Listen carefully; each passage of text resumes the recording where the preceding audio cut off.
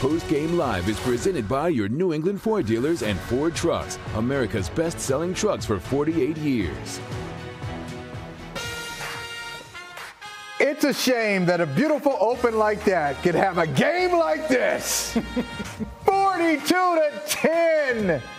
Giants beat down the Patriots. Okay, it didn't count. Or did it count? It doesn't mean anything. Or did it mean something? Oh, it's just the third preseason game. What's the big deal? Well, not really a big deal, but in this game that didn't count, in quotes, you have some people who we know, some big-name players who are out there. That's not supposed to happen in this third preseason game. We saw Kyle Duggar on the field. We saw Keion White on the field. And we saw Jabril Peppers. Peppers played the entire first quarter. Kyle Duggar played into the fourth quarter. Here to tell you what it all means, we've got an amazing crew. Phil Perry, Tommy Curran, I'm Michael Holley.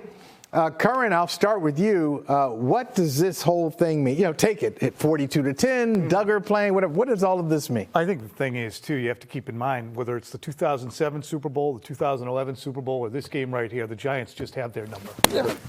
Where's your outrage? Where's the outrage?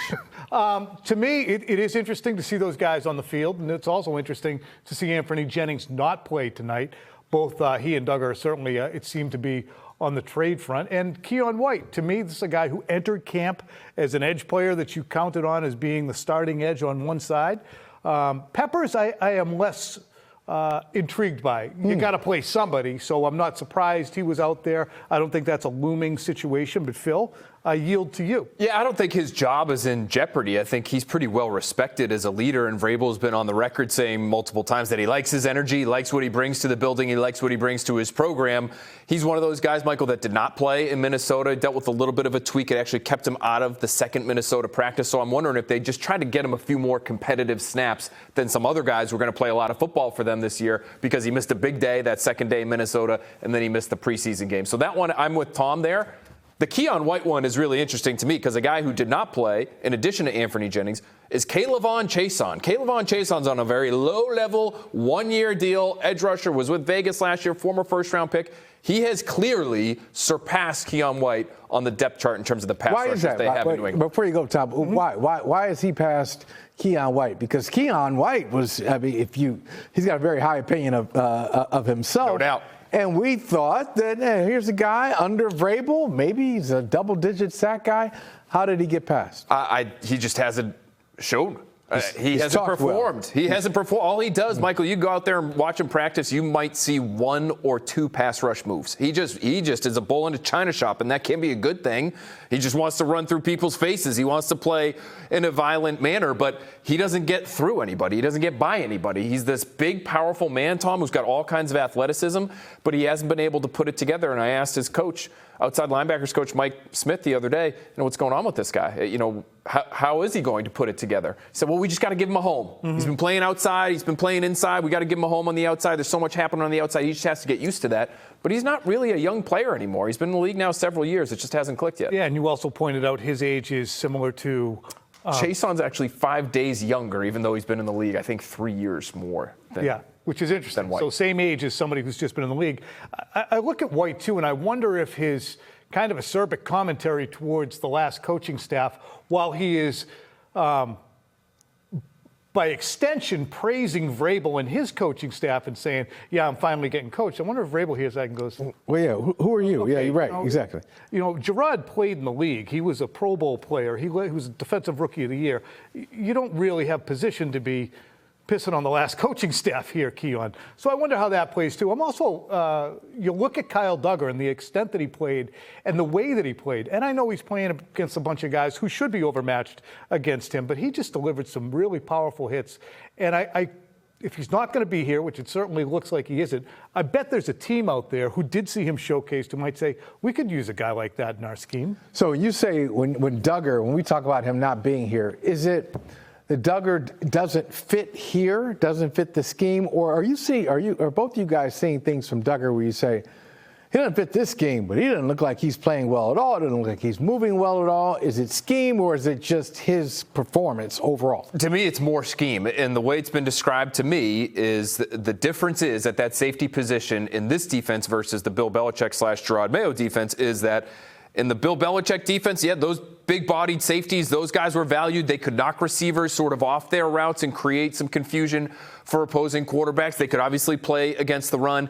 In this scheme, they're going to be asked to do much more in the deep half portion of the field, and they're going to be asked to do much more in terms of man-to-man coverage. And Kyle Duggar has looked lost at times in man-to-man, Tom. He's got some tough matchups in that Patriots running back room, but I've watched him go against Antonio Gibson. I've watched him go against Travion Henderson, and it hasn't gone well for him. I've seen him in the deep half of the field, and going backwards isn't his strong suit. When he gets to come up and move forward, as he did tonight, and lay big hits on people, that's his game. And I'm with you. I do think there's going to be defensive schemes out there that look at this guy and say, we could use him if they're not going to use him in Foxborough. You know, Bill Belichick's scheme worked for so long. I guess it does lead to the question, and it was so good for so long when it had the right personnel in it. You wonder, okay, why is Mike switching it? And why is this personnel different? And why would Kyle Duggar not fit? I think if you're going to have an attacking front that could get staggered and create some gaps, you're also going to need guys who can cover deep if they don't get there. With Bill's previous way of doing things, where you're going to two-gap and you're going to control the pocket, control people at the line of scrimmage, you do want guys to come down and help out. You always want a Devin McCourty or someone like that to play the deep middle. But it is interesting to look at those two schemes because this, as they've said, we're going to play violent, we're going to attack, we're going to get upfield. Bill was never about attacking and getting upfield. That actually would get guys cut for going too far around and creating gaps. So it is going to look quite different, I think, up front this year defensively. I want you guys to comment on this before the game. Scott Zolak interviewed Mike Vrabel and asked him about the reports the team was shopping Duggar and Anthony Jennings. This is what Vrabel had to say. There was a report this week that Duggar and Jennings were available for a trade, made available. Is that confirmed? Is that a true report, or is that how's that shaking out? I don't know. I mean, you've reported a lot of things that may not necessarily have been true. So I wouldn't put a whole lot of stock into the reports that go around. I mean, you know that better than anybody. Yeah.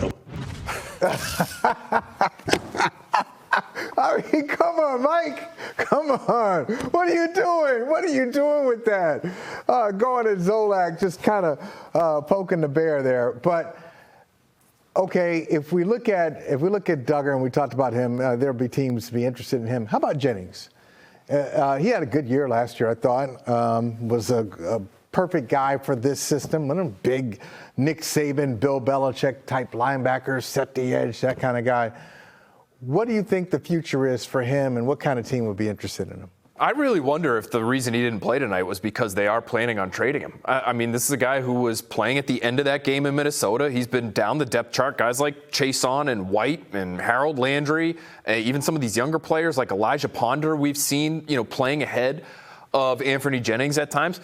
But as is the case with Duggar, there is no reason this guy shouldn't be valued somewhere else. If you're a defense that is just looking for a base end to stop the run on first and second down, and there are plenty of defenses out there that want that, especially in 2025 when the run game is sort of coming back and being more in vogue than it has been the last several years, Tom, there's no reason he shouldn't be playing a lot of football, in my opinion, for another team that just wants a different type of end. Yeah, clearly when you look at Harold Landry and Keion Chase on smaller ends, right? Pass rushers, guys who are going to get up the field. Jennings can do it. Jennings was a machine when it came to tackles for loss, but that's taking on a block and getting into the backfield as opposed to using your quickness and moving up. So they want the quicker guys who can hand fight and get upfield. Maybe that's why Keion White, with not a lot of hand fighting skill, is getting lapped a little bit by Keion Chase on. But he's a good player. He really is a good player. And I've often thought that he was like, Rob Ninkovich in terms of build and style.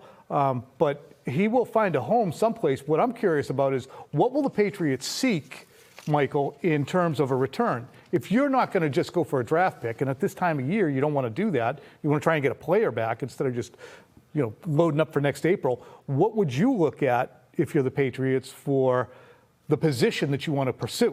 You're looking at, I think all these teams are looking at the same thing. You talk to any NFL team, whether it's a good team or middle of the road or a bad team, they all say, I'll take another lineman, please. Give me a couple more linemen, offensive linemen specifically. So I don't know. I mean, if you're trading away a guy who is not a fit for you and you're looking for another team's offensive linemen, how good are those guys going to be? So I think if I'm the Patriots, I would much rather take the capital. I take the draft capital. It's not necessarily helping you in 2025, but down the road, it's just good to have that kind of stuff in your cupboard. What's interesting to me is that both these guys, if we all are sitting here and we agree that Duggar's an NFL player and Anthony Jennings is an NFL player, is this roster so good that they could just be getting rid of NFL players just because they're not great scheme But fits? they've already done that, though. I mean, they did that at the beginning. I mean, I think they're trying to, you guys tell me, they're trying to set a particular culture, so they moved on from, we've been over to Cardona, and they moved on from Godshaw, Andrews, Wise, all those guys. And who knows? I mean, it may be competitive snaps, as you said, with Peppers tonight, but maybe Peppers and Duggar and Jennings will be on that list as well. Maybe, and that's a different thing. That's talking about the culture and the impact in the locker room. I just look at guys that can play football, and I'm saying I'm not sure you've got 53 true NFL caliber, 53-man roster types of players. And so you could say goodbye to Anthony Jennings. I think you'd be saying goodbye to a guy that could really help you on first and second down. You could be saying goodbye to Kyle Duggar. You'd probably be saying goodbye to a guy who could help you at least on special teams, if not. And I know he's an expensive special teams guy. I don't know. Maybe if you're able to trade them, it would depend on what you're getting back in return that would determine whether or not they're gone.